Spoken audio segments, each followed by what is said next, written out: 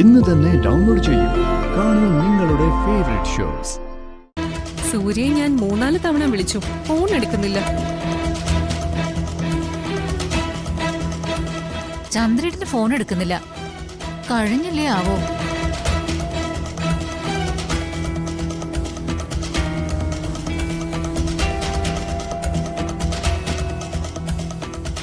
ആ ദേ അവര് വന്നു.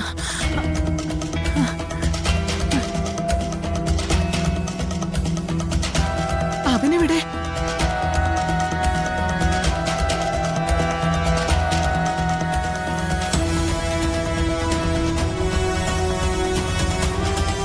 സൂര്യ, വരുൺ എവിടെ? കൂട്ടിക്കൊണ്ടുവരാന്ന് പറഞ്ഞു പോയതല്ലേ നിങ്ങള്?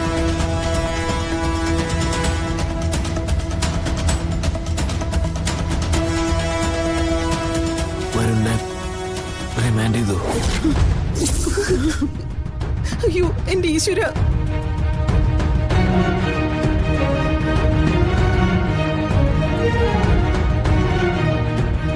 വരുണിന്റെ രാധികയും ജയിലിലേക്ക് കൊണ്ടുപോയി.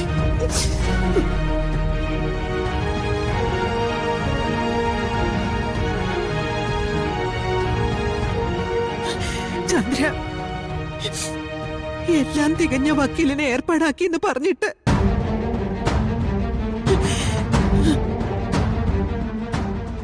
അയാൾ എന്റെ മോനെ രക്ഷിക്കുമെന്ന് പറഞ്ഞിട്ട് പ്രോസിക്യൂഷന്റെ വാദങ്ങളൊക്കെ ശക്തമായിരുന്നു അമ്മേ. പ്രത്യേകിച്ച് സ്ത്രീ പീഡനവും അതിനെ തുടർന്നുള്ള കൊലയും എന്നൊക്കെ പറഞ്ഞപ്പോ അവരുടെ നിലപാട് പ്രഖ്യാപിച്ചു. സൂര്യ, നീ അവനെ കണ്ടായിരുന്നോടാ? കണ്ടു അമ്മേ, സംസാരിക്കുകയും ചെയ്തു. ഇപ്പോഴും സത്യത്തിൽ വിശ്വാസമുണ്ടെന്ന് പറഞ്ഞ അവൻ എന്റെ അടുത്ത് പോയത്. പറഞ്ഞിട്ട് കാര്യമില്ല സൂര്യ. ഒരു സ്ത്രീയെ തുറച്ചു നോക്കിയാം കേസെടുക്കുന്ന സമയമല്ലേ. ജാമ്യം കൊടുത്ത് പുറത്തുവിട്ടാം കോടതി വിമർശനം കേൾക്കേണ്ടി വരും. പത്രക്കാരൊക്കെ വെറുതെ ഇരിക്കൂ?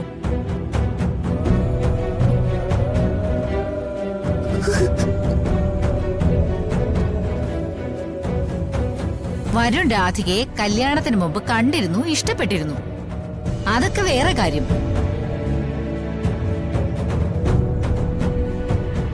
പ്രിയങ്കയെ കല്യാണം കഴിച്ചതിന് ശേഷവും അവളുടെ പുറകെ നടന്നതാ കുഴപ്പമായത്.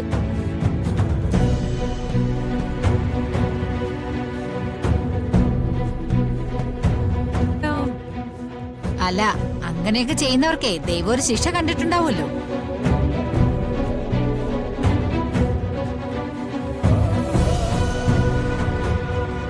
ഇതായിരുന്നോടി നിന്റെ മനസ്സില്? ഈ നേരം വരെ എല്ലാവരുടെയും കൂട്ടത്തിലിരുന്ന് പ്രാർത്ഥിക്കുമ്പോ ഇതായിരുന്നോ നിന്റെ മനസ്സിലെന്ന്?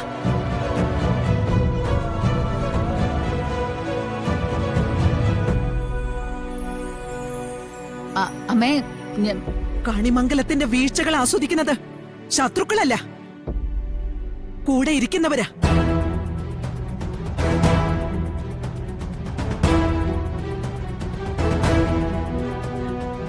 കൂടെ ഇരുന്ന് ഉണ്ണുകയും ഉറങ്ങുകയും ചെയ്യുന്നവര്. അമ്മേ, നിന്നെ വിശ്വസിച്ചതാ കുഴപ്പമായത്.